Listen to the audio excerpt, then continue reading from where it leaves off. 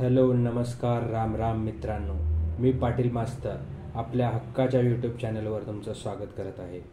आज मी एक नवीन किस्सा घेऊन आलो आहे, तो म्हणजे इस्रायलची गुप्तहेर संघटना मोसादचा। आज तुम्ही एक बातमी ऐकली असेल की इराणचे राष्ट्रपती इब्राहिम रईसी यांचा हेलिकॉप्टर अपघातामध्ये मृत्यू झाला। अनेक लोक म्हणत आहेत की यामागं इस्रायलचं मोसाद तर नाही ना।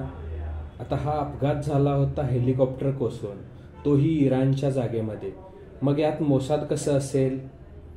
इस्रायलचं मोसाद इराणच्या प्रेसिडेंट इब्राहिम रईसीला का मारेल या प्रश्नाचं उत्तर जर शोधायचं असेल तर आपल्याला एप्रिल महिन्यामध्ये जावं लागेल। तर झालं असं की 1 एप्रिलला इराणच्या कमर्शियल बिल्डिंगवर इस्रायलने हल्ला केला आणि त्यात इराणचे अनेक लोक मारले गेले आणि ही बिल्डिंग पण जमीनदोस्त झाली। याचा बदला घ्यायचा इराणच्या राष्ट्रपतींनी इब्राहिम रईसी यांनी ठरवलं आणि इराण आता इस्रायलवर हल्ला करणार अशी घोषणा दिली। आणि ते फक्त घोषणा देऊन थांबले नाहीत, तर इराणने लगेचच 300हून अधिक क्षेपणास्त्रे आणि ड्रोन हल्ले इस्रायलवर केले।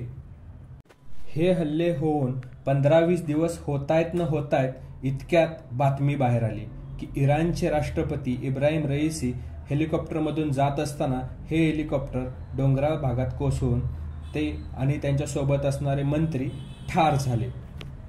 लोक असं म्हणतात की हा इस्रायलने घेतलेला बदला होता।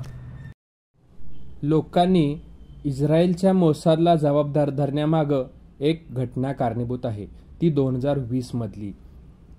इराण न्यूक्लिअर क्षेपणास्त्र बनवण्यामध्ये आघाडीवर होता।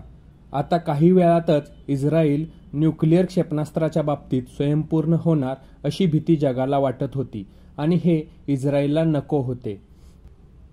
आता इस्रायलनं जेव्हा इराणच्या न्यूक्लिअर प्रोग्रामला थांबवायचं ठरवलं तेव्हा त्यांच्या टार्गेटवर सगळ्यात पहिली व्यक्ती होती ती म्हणजे मोहसिन फकीरजादे। आता हे मोहसिन फकीरजादे कोण?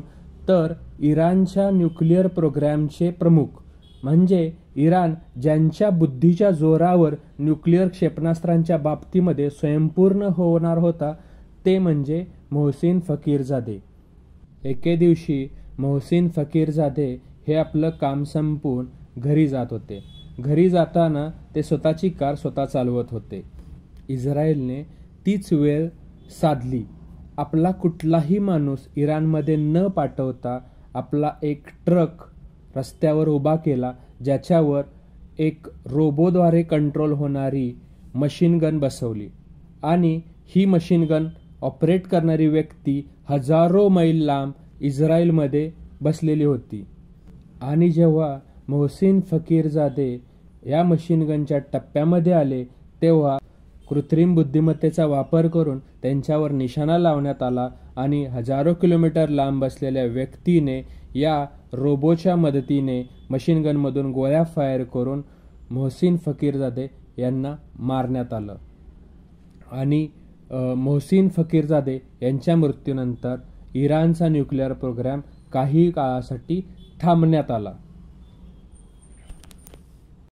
आता अशा प्रकारे जर हजारो किलोमीटर लांब बसून जर इस्रायल या मोसादच्या मदतीने मोहसिन फकीरजादेंना मारू शकते, तर 200 क्षेपणास्त्र इस्रायलवर डागणाऱ्या आणि त्यासाठी प्रोत्साहन देणाऱ्या इराणच्या राष्ट्रपतींना नक्कीच मारू शकते अशी बऱ्याच लोकांची धारणा आहे। मित्रांनो, तुम्हाला काय वाटतं?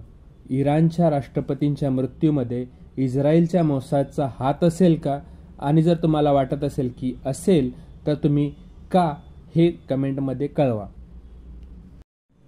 मित्रांनो, तुम्हाला जर हा व्हिडिओ आवडला असेल आणि आणखीन व्हिडिओ ऐकायचे असतील तर माझ्या चॅनेलला लाईक करा, शेअर करा, सबस्क्राईब करा आणि पुन्हा या।